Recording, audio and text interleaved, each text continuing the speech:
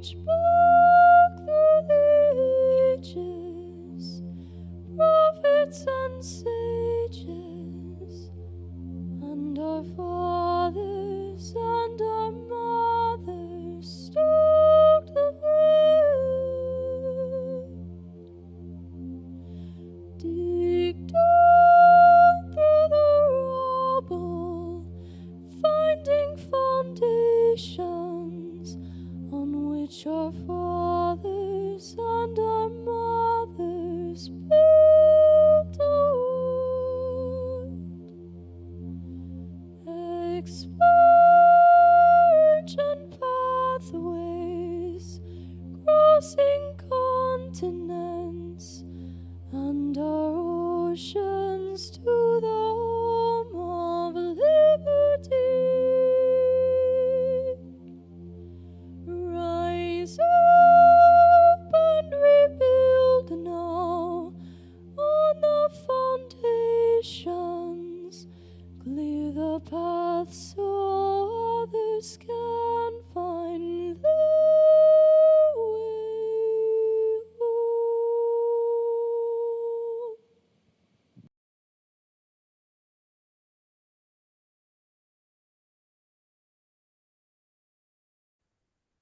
So hello, my friends. My name is Todd Williams. Welcome to Taproot, where we plumb the depth and encompass the breadth of liberty.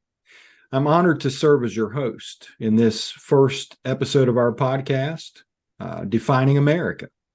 We'll develop an understanding of the meanings and the uses of the terms America and American. And that will be most relevant for our following discussions. It might seem to some a waste of time, and it would have seemed so to me a few years ago. But I've learned that people have different uses for the word, and that those uses lead down differing philosophical paths that end in different ideological locations, some more and some less in line with the principles of liberty. Marshall, what prompted you to begin our discussion defining America? Shouldn't venture all the way back into antiquity to uncover the foundations of our culture of liberty? Well, it's Todd. I think that any discourse, any intellectual discourse, should begin with the definition of terms. And the idea behind defining the terms at the beginning of the discourse is to ensure that we're talking about the same things. Everybody knows that if you take a certain word and put it in a different context, it might have a different meaning. Shot, the word shot occurs to me. So what are the various meanings of the word shot? Well, you could receive a shot as an injection. You could be shot. You could be shot of something. Saying you're shot of something means you're done with it. Right. You could drink a shot of whiskey, perhaps. So it's very important to define what specific meaning of the term you're talking about. Right. So when you say America, some people think of the U.S. government. Some people think of the country, meaning the land and all it contains. I think those are generally the two most common uses of the word America. Others might actually be a little more insightful and think of the nation as opposed to the government or the country. The nation, which is the people and our culture and the way that we live and the principles upon which we founded our nation, our people group. Of course, one of the arguments about that is that in the United States of America, America is founded on a variety of people groups. So we have a great number of people here from different parts of the world. And that's a fantastic thing. We're a nation of immigrants, no two ways about it. So when you talk about a people group, you're not talking about a set of people who have a certain set of genetic and physical traits in common, who have the same history, who have the same religious background. We have a mixture of those. So what is it that makes America a singular nation? And we're going to get into that in just a minute, but it's an important question. But we have to define our terms at the beginning of the conversation before our conversation could possibly make any sense. For example, if I were to say, in America, we believe in liberty. Well, the problem here is that various people will define the term America in one way, and other people will define it differently. And then still others will define liberty in a way different from others. So let's go ahead and define our terms. And the thing that triggered these thoughts in my head is, as you know, I used to live in Peru. I was a missionary in the Peruvian Amazon, Right. and I had a lot of friends down there. And one of them, it kind of reminds me of you. He asked me where I was from. Well, actually, a lot of people would ask me where I was from. Obviously, I wasn't from the jungle there. They could tell by the way I look and by the way I spoke, and even my Spanish had an accent to it, and they could tell that I wasn't from around there. So a lot of people would ask me where I was from, and I would reply, "I'm an American." Well, this one guy I'm talking about, who kind of reminds me of you, gave me that cockeyed smile and said, "We're all Americans. You mean to say you're norteamericano? You are North American?" Yes. What's that? Yes. Yeah, that sounds exactly like the sort of thing you would say, right? You Sure. are norteamericano. You are North American. You're not just American. We're all Americans That's right. In this entire hemisphere. And I said, well, look, I understand your point. We're in South America, in Peru, and that north of here is the northern continent, North America. But I don't mean that I'm from the continent of North America. I mean that I'm from the United States of America. And I started thinking more about that. And I meant even more than that. I didn't really just mean that I was from the United States of America, that I had a US passport. But when I say I'm an American, there's a great deal more that comes to me. So I spent a lot of time thinking about that. Yeah. I meant more than just where I was physically from. I meant what I am. Being an American defines me in a certain degree. The culture, right? Yeah, well, the culture, the society, our background, our history. Yeah. So there's a lot more to being an American than simply being from a particular spot on the ground. Right. So, that's important. The geographic area of, that's on a map that the 50 states and the territories and all that kind of stuff, all of that is very important because it generally delineates the geographic area where the American ideal, at least at some point in history, held sway, and to this point, at this point, still holds sway to a certain extent. But I would argue, and intend to argue, that it only holds sway in a weak and a weakened and a lesser version than it did in the past. Right. And so that is the country of America. The people are the nation. Mm-hmm. Then you got the country, and then of course you have the government, the United States of America. Often people will conflate one with the other. They'll when we talk about the United States of America, they mean all of that we just talked about. Right. And that's pretty much how we all talk, right? Yes. So, it makes sense to use as shorthand to use one of the phrases to mean all of that. If you said that, say the Peruvians invaded the United States of America, you wouldn't mean that they invaded the government. You would mean they invaded the country.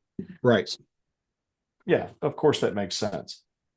For now, please understand that the component entities are the nation, the country, and the government. And they are separate entities. They're not the same thing. It's important to understand that because there are certain responsibilities that we as a society or as a nation, as a group of people, have to each other. And then there are responsibilities that the government has to us. Right. And then there are responsibilities that we all have to the country. We need to, when my wife and I talk about,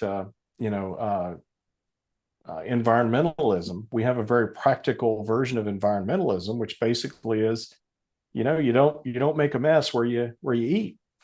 You don't make a mess where you sleep. Right. You want to keep your home clean, Be a good steward. Yeah, be a good steward. That's exactly the point. Just like you are with your home. Right. So the people, the nation of America, established the United States of America to, according to the preamble to the Constitution, to form a more perfect union, more perfect than that which was established under the Articles of Confederation, and we can talk about that more later, to establish justice, to ensure domestic tranquility, peace here at home, to provide for the common defense, to ensure that we are safe from invaders, to promote the general welfare.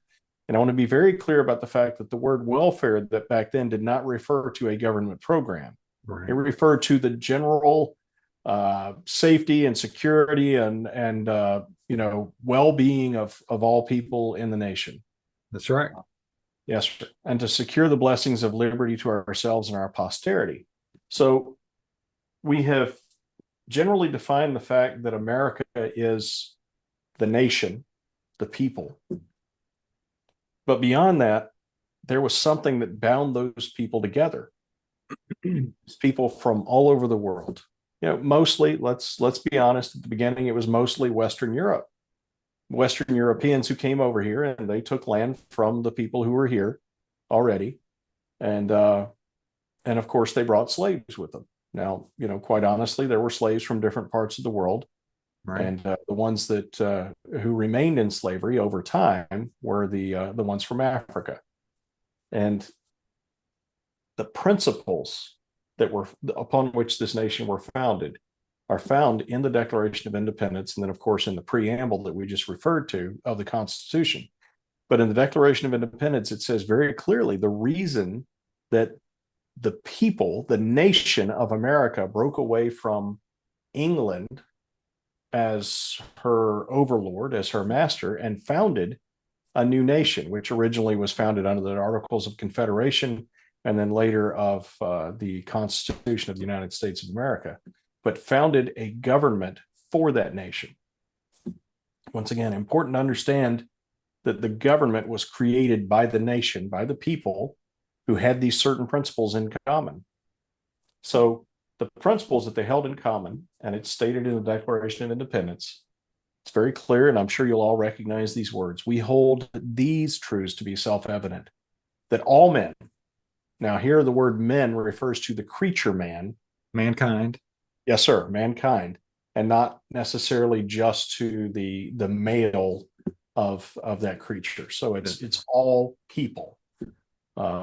We hold these truths to be self-evident, that all men are created equal, that they, all of them, each of them, are endowed by their creator, not by government, not by society, not by any oath or promise or by any other circumstance, but by their creator, which places that endowment beyond the government's power to effect. In other words, even the government can't take that power away from you, that there's something higher.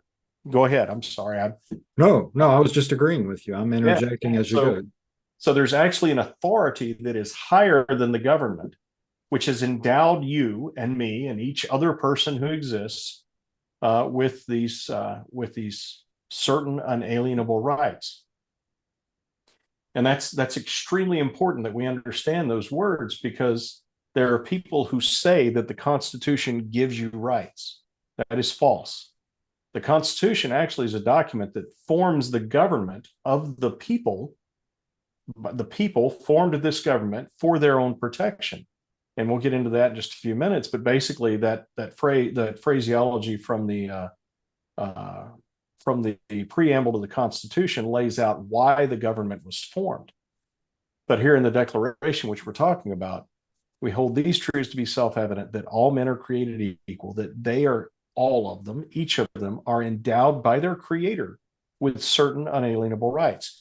So if each one of us, no matter what our background is, no matter how nice our tan is, no matter what part of the world our ancestors are from, if each one of us, which is what we're saying we believe, this is America, this is the definition of America, that each one of them, each one of us is endowed by our creator. That means no other human being, no other force, nothing else, because nothing is higher than the creator. Nothing can possibly take these rights away from you.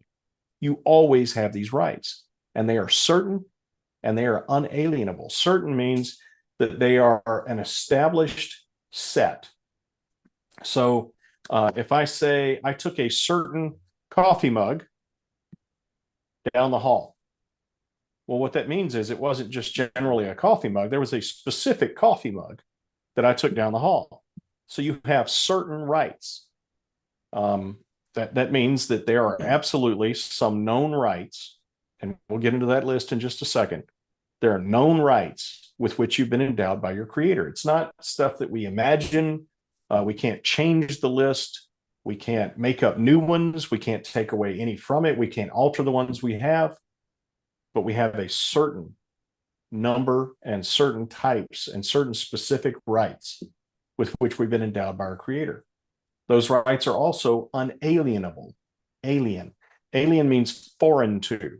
So unalienable means you cannot alienate them from you. You can't make them foreign to you. In other words, they can't be separated from you. Right. And the reason for that the reason for that is because your rights are literally a part of what you are.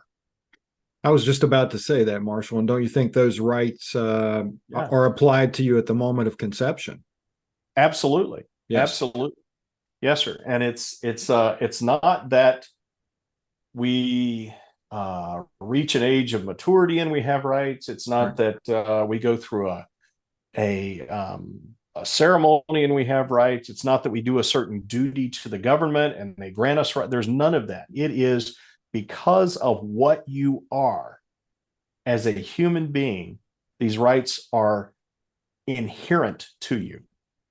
They are unalienable. They cannot be separated from you. Your rights cannot be taken away from you. And I can already hear all of you out there going, but some people have their rights taken away from them. No, they don't. Their rights are never taken away from them. It's impossible. What is possible is to deny them the opportunity to freely exercise their rights. Correct. I hope that makes sense to everybody, because it's a critical understanding here that your rights always exist. They are always a part of what you are.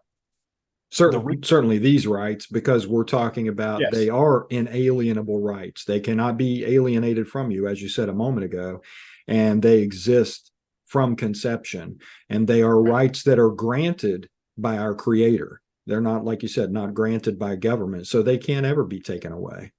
Exactly. And it's important to understand that, because if you kill someone, there is no way for you to make the claim that you did not do something against their right to life. Right. See, part of the way that that slavery and various crimes that have been committed against people have been falsely justified throughout human history is to claim that the people against whom these crimes have been committed are not actually people, or that those people, for some reason, don't actually have the same rights as other people. You see, and that's how these actions have been falsely justified by other people. So, for instance, if you talk about the say the Jews in 1930s and 40s Germany, one of the arguments that was made was that they weren't really people, that they were some sort of subhuman, and therefore didn't actually have the same inherent rights that the rest of humanity has. Same arguments were made about Africans, people of African extraction who were brought to the United States and placed into bondage, servitude, into slavery. And the same with Asians during World War II. Yes, sir. When in the United States, we placed Japanese Americans into internment camps. Yes, sir. And you know, the thing is that we have to recognize that every single human being has this same set of rights, and that this set of rights cannot be separated from them. They are certain and unalienable. And it's critical that we understand this about every single other human being, because if you will not assert the rights of someone else for whatever reason you choose, if you try to justify that, all that you are really doing is asserting that you don't have those rights, that your rights cannot be defended. Yes, sir. If for any reason you choose to assert that someone else can lose their rights, that their rights are alienable, or that they have a different set of rights from you, that they are not certain, then there is no argument you could make anywhere at any time which will defend your certain and unalienable rights. So we all, each of us, has to stand up for the rights of each of the others. Otherwise, there's no hope for any of us. Yes. So am I making sense, Todd? I realize that I tend to go off inside my own head, and No, you're absolutely making sense, and I'm following right along with you, and I hope that our audience is as well. okay. And of course, they'll be able to get a hold of us and ask questions, and Yep. and that I justify my position, and I will do my best. So we hold these truths to be self-evident, that all men, each individual human being, were all created equal. All right, so let's talk about being created equal. Are we all the same height? Guys, No, I'm pretty stumpy. I'm short.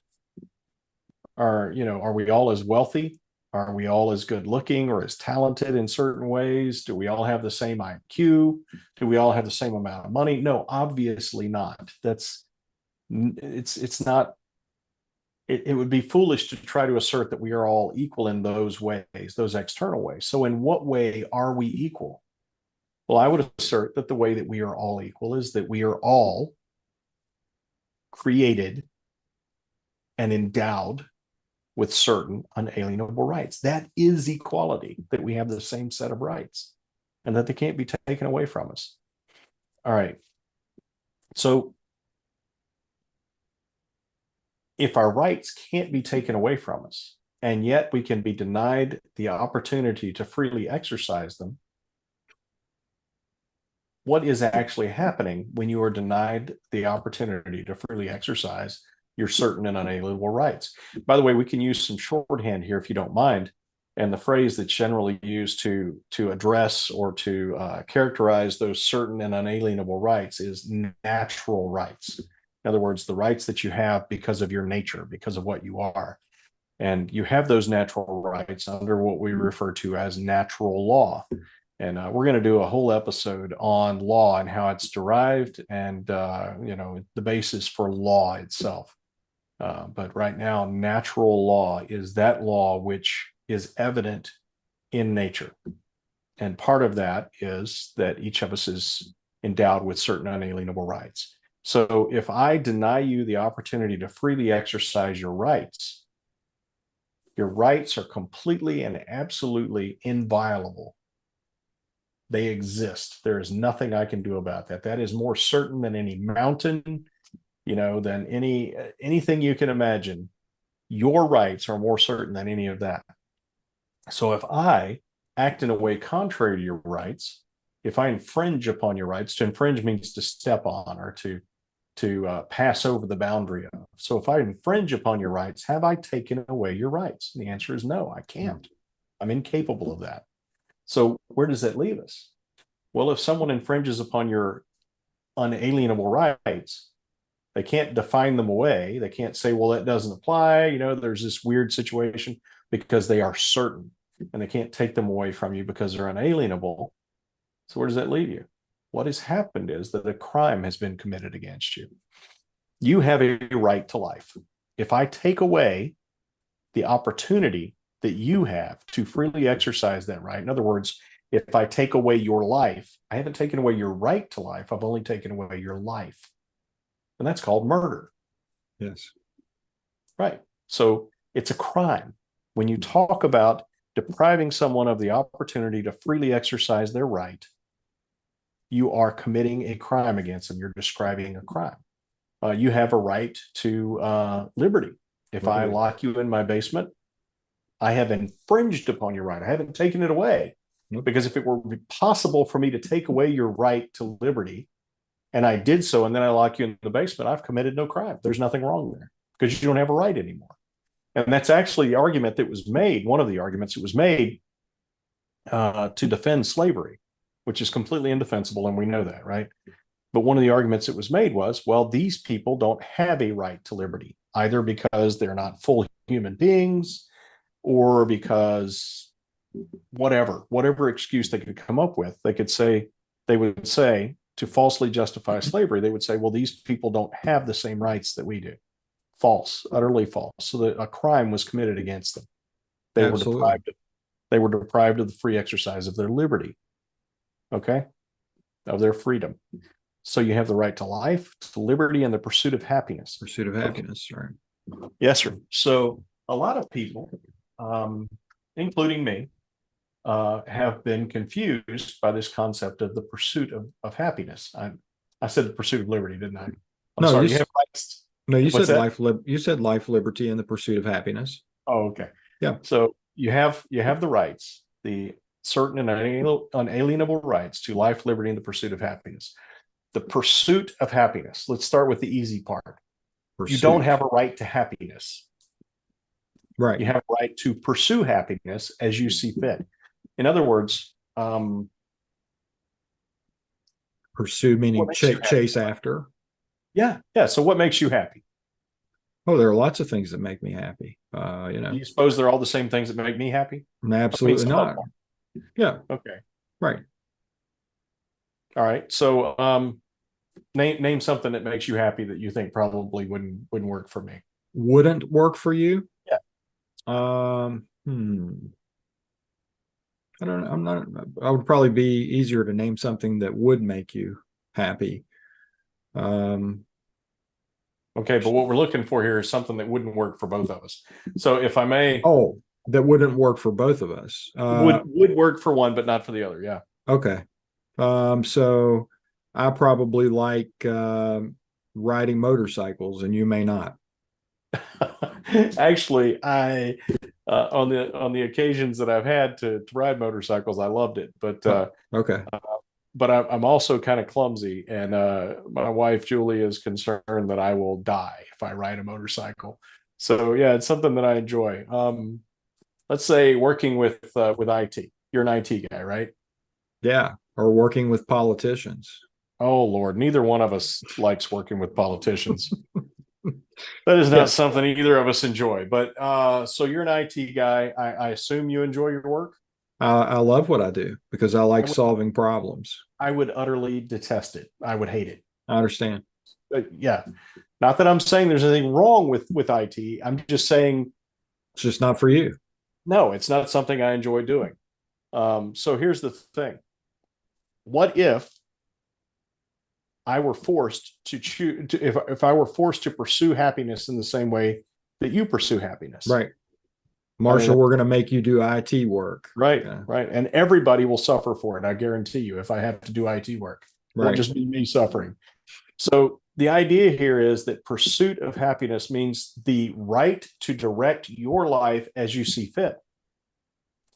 Now, there's an addendum to this, which some of the philosophers who developed the concept of the pursuit of happiness, or rather who developed that phrase to describe what we're talking about, they also talked about the right to private property. Mm-hmm. So what does private property have to do with the pursuit of happiness? I mean, is it evident? Is it obvious? Well, I think if we go back and look at that, many of the founders and the early folks in our government would have argued that property ownership was something that was necessary for people to fit into those roles. Right. So how are you going to pursue happiness if you own nothing? Yeah, it's kind of like if I were to make you work and not ever pay you or give you any reward for it. And there it is. There it is right there. If you're not allowed private property, you actually are a slave. And let's discuss how that works out. So you have a right to private property. You don't have a right. You don't have a right to specific private property. The argument that usually comes up when I discuss this with folks is, well, food. You have a right to food and medicine. No, you don't. You have a right to private property. Now, if you have the money and you go to the market and you go through the process of purchasing food or money or medicine, then you have a right to that private property because that food or that medicine is now yours. Right. So the government, right. So the government is required by its charter, which is the Constitution, and by the principles behind it, which we've just been discussing from the Declaration of Independence. The government exists to secure your right to private property. So once it's yours, you have a right to it. Oh, wait a But if second. you, yeah. You mean the government can't take away your property? All right, that's another direction we need to go with this, and I'm glad you brought it up. But right now, if we could, I'd like to focus on the fact that you don't necessarily have a right to a specific kind of private property. And what I mean by that, if if I like books, a lot of books, I like to read, and I decide that there are certain books that I have a right to because I have a right to private property, right? Well, the problem is until I actually make it my private property by purchasing it, Right. it's not my private property and I don't have a right to it. Now, once it is my private property, no one has the right to deprive me of it, of the free exercise of my right to private property by taking away my private property. That's called stealing. Yes. And it's a crime. So at the moment that I do not own the books and I go to the bookstore owns the books. So the owner of the bookstore has a right to private property that cannot be taken away from him, but can only be infringed, and that infringement is a crime.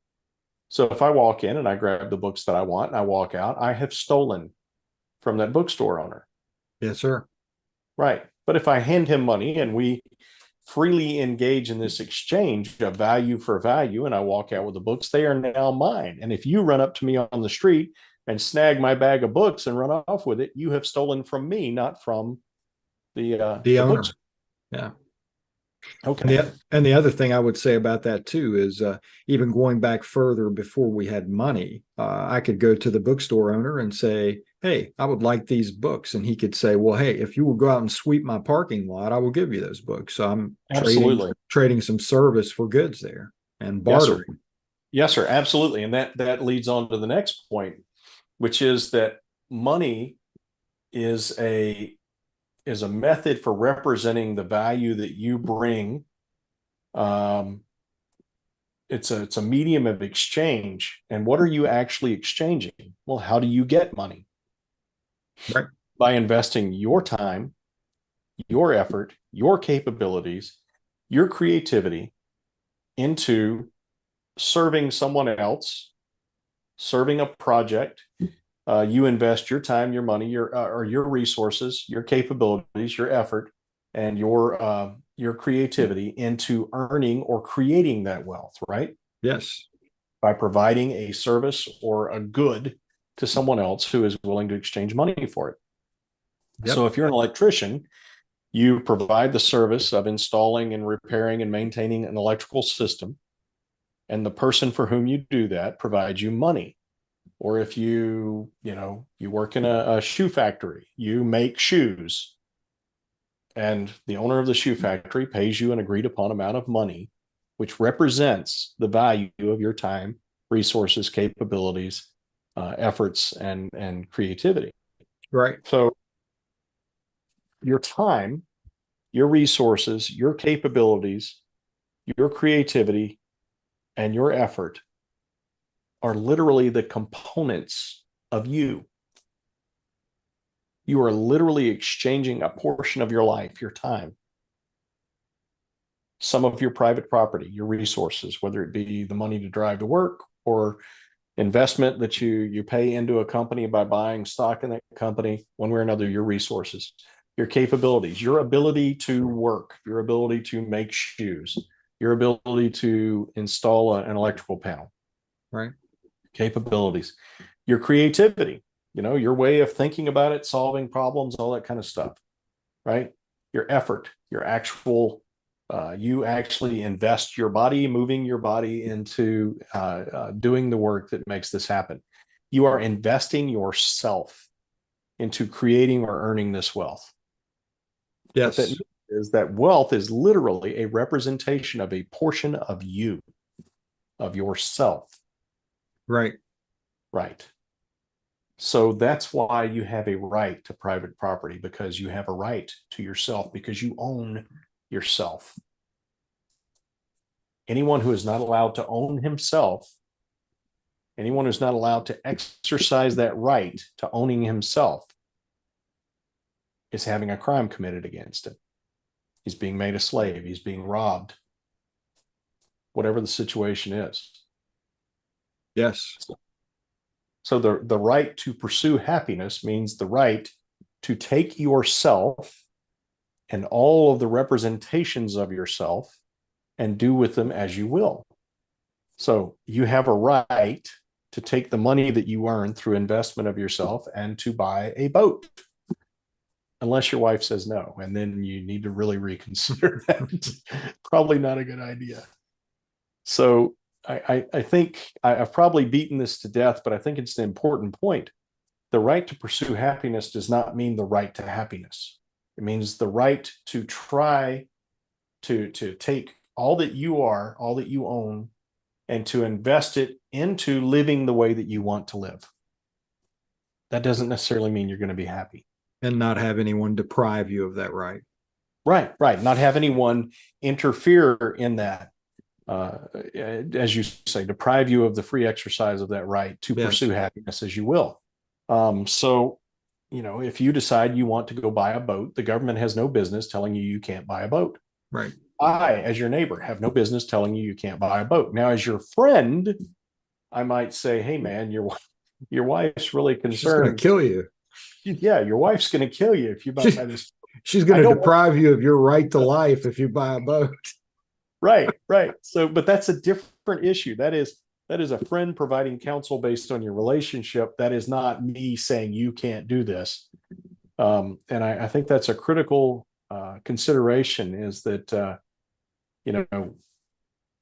no one has the right to deprive you of the free exercise of your right to live as you want to. That doesn't necessarily mean that living the way that you want to is going to result in happiness. Right. But you have every right in the world to pursue happiness as you see fit. Yeah. So what's that? Oh, I'm sorry. So you've talked about life, liberty, and now the pursuit of happiness, and we're talking about defining America, and you've defined all three of those very well. So let's go back or let's continue forward, I guess, and say we're going to talk about the government. And briefly, a little bit ago, you talked about the Constitution, and I would say that the Constitution was created to form the government, certainly, but also to limit the government. Yes. And so, can we talk a little bit about that? Right. Well, no, that's critically important. Thank you for bringing it up. So, the Declaration of Independence broke our ties with England, with the Empire of England, right? The British Empire, and in so doing, fortunately, the people who were leading the nation at this point also realized that we would need a government. Now, I'm not a big fan of government in general, really not. I think that the government which governs least governs best. I wish that we didn't need a government. Yes, sir. But frankly, at some point, there has to be an arbiter who steps in and says, your rights are being infringed upon. Right. So Todd, before we jump into the Constitution, let me go just a few phrases further into the Declaration. I'm sorry. Sure. No, don't be sorry. No. I'm glad you're keeping the discussion moving. But so we've decided that all men are created equal, are endowed by their Creator with certain unalienable rights. Among these are life, liberty, and the pursuit of happiness. The next phrase is very telling. The next phrase is the very key to all of this. Yes, sir. To secure these rights, governments are instituted among men. That's right. To secure these rights. Which rights? Life, liberty, and the pursuit of happiness, as we've discussed them here. That's why the government exists. That's the only valid reason for any government anywhere at any time among human beings to exist, is to secure the individual natural rights of each citizen. Yes, sir. That's it. So to secure these rights, governments are instituted among men, deriving their just powers from the consent of the governed. Now, our government has a lot of powers. The only ones that are just are the ones that they derive from the consent of the governed for the purpose of securing the natural rights of each individual citizen. Everything else they do, by definition, by necessity, is unjust. Yes. All right.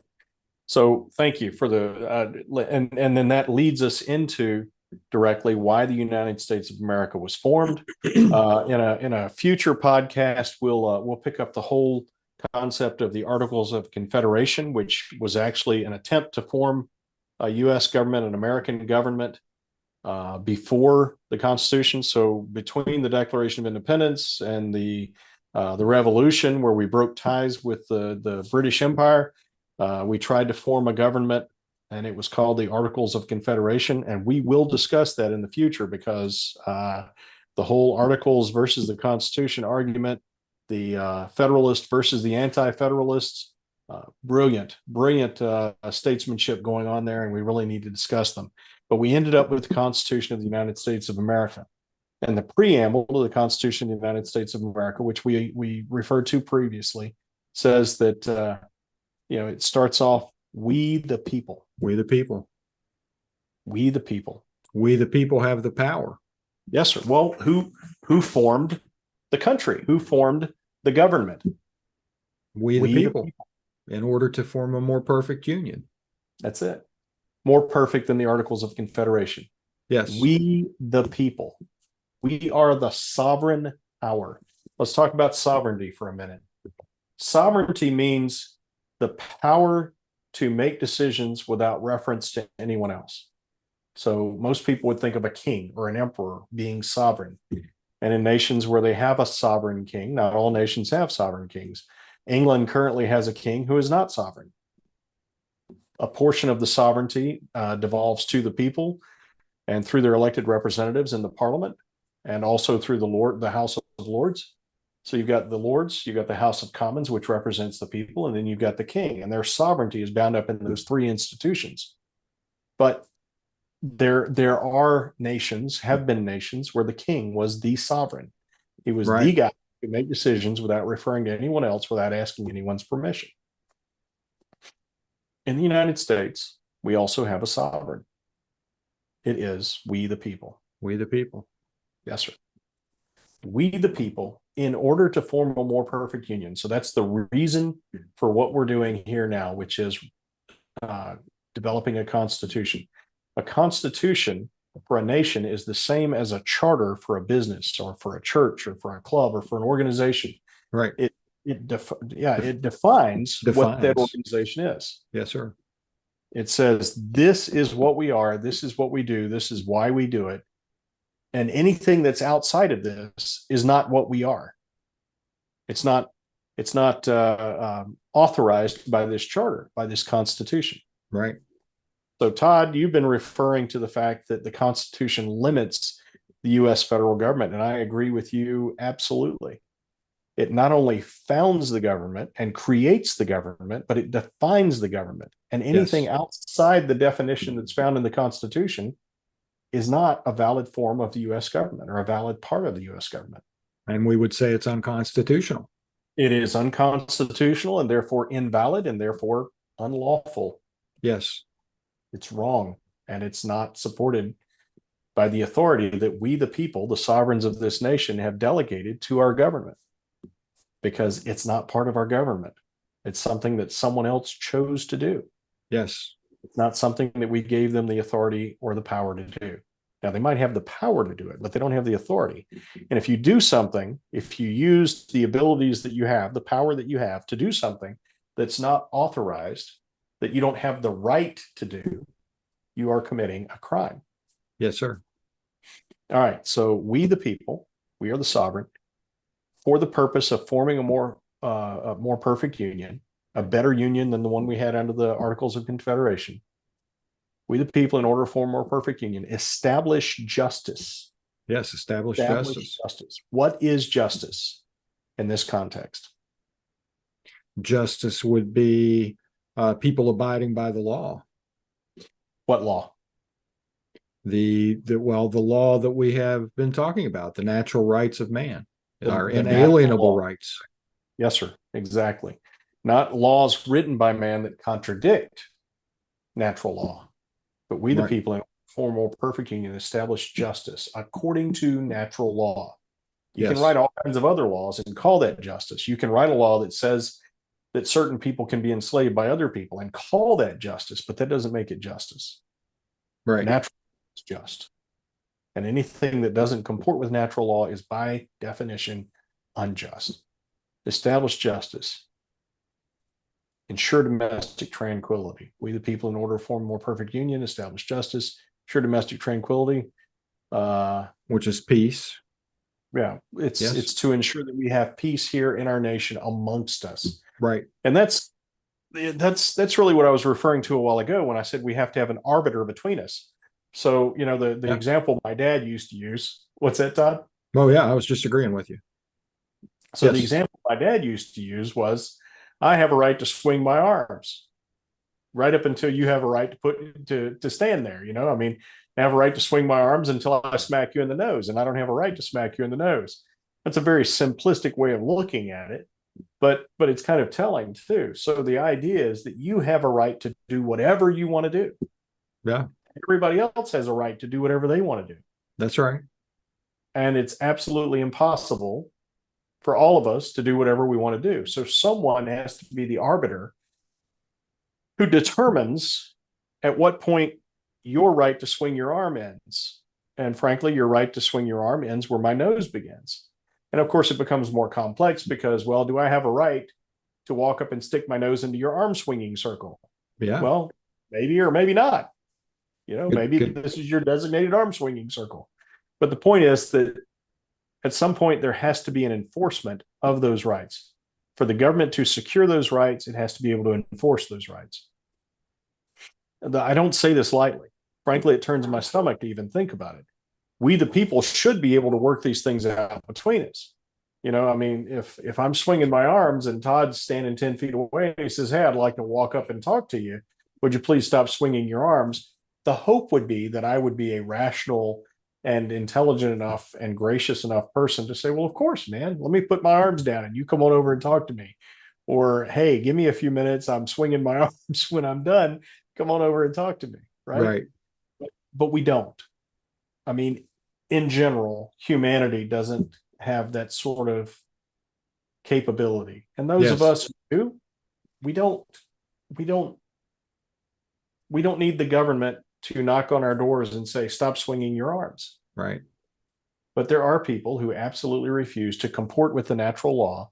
So we have to have constitutional law, which establishes a government for the purpose of securing our natural rights.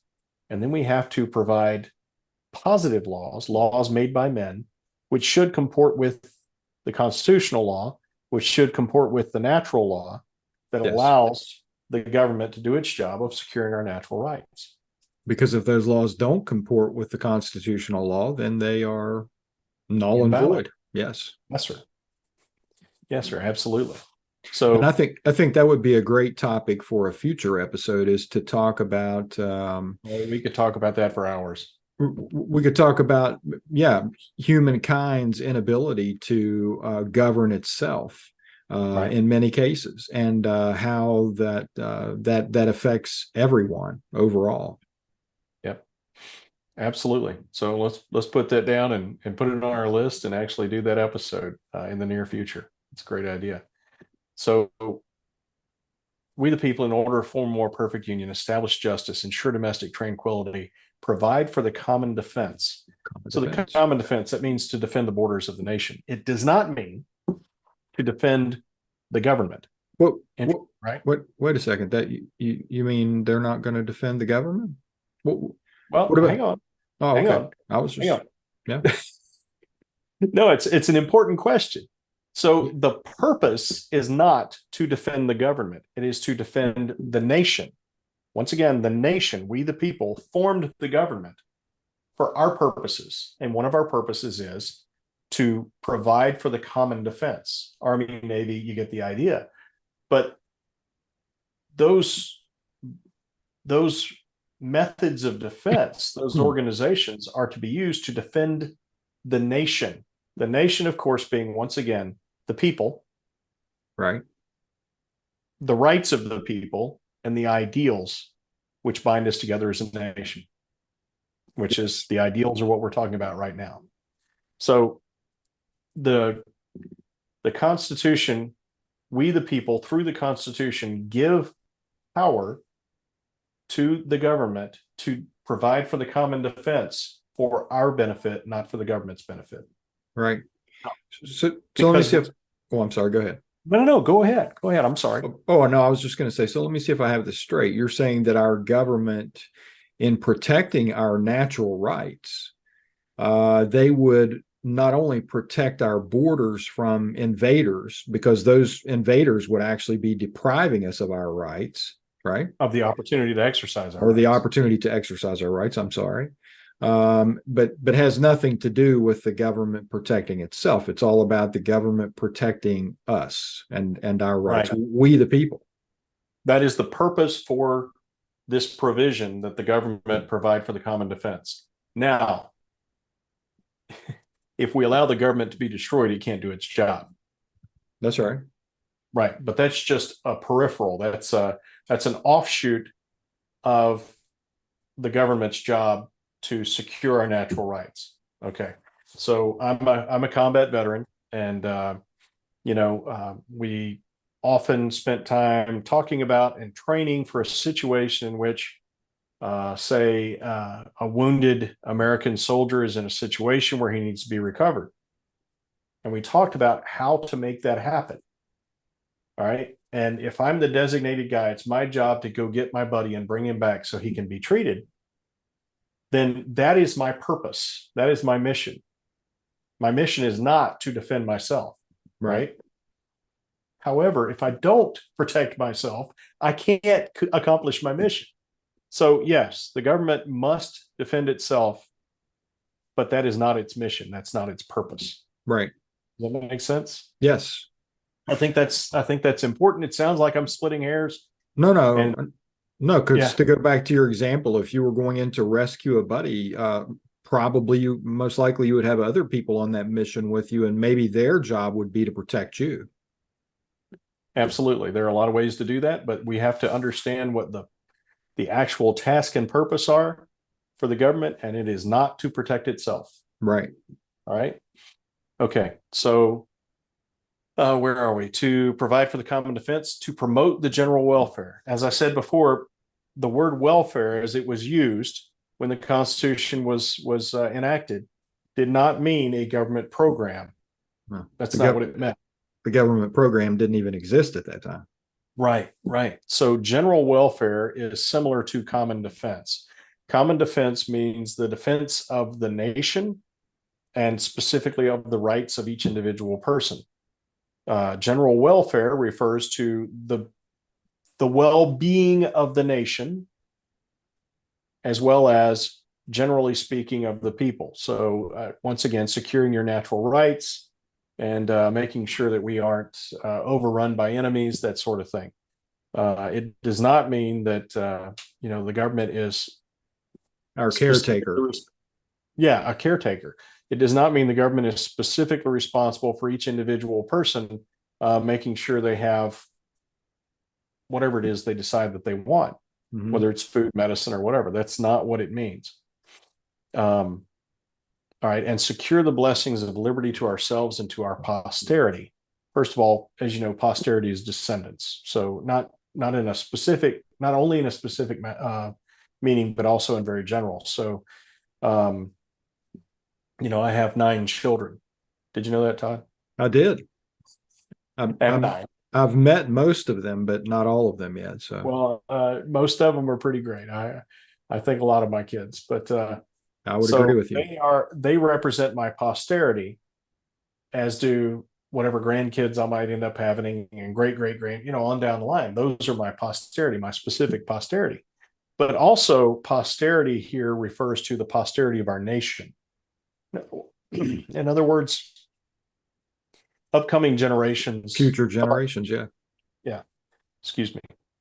No. All right. So secure the blessings of liberty to ourselves and to our posterity. What are the blessings of liberty? Effectively, they are the rights or the opportunities to effectively exercise our rights. Our natural rights. Our natural rights. Thank you for clarifying that. Yes, sir. So the blessings of liberty are the result of being able, having the opportunity to freely exercise your natural rights. In other words, to live your life Right. freely and to pursue happiness as you will. And whatever blessings accrue from that, that's what we're here to secure. Those are the reasons. Those are the reasons, and they are all centered on securing the natural rights of each individual citizen. Those are the reasons for which the United States government was formed. If the government fails to accomplish those tasks to secure the natural rights of each individual citizen for these purposes, it is a failed government. If it does anything else, it is by necessity oppressive because it's acting outside of its charter.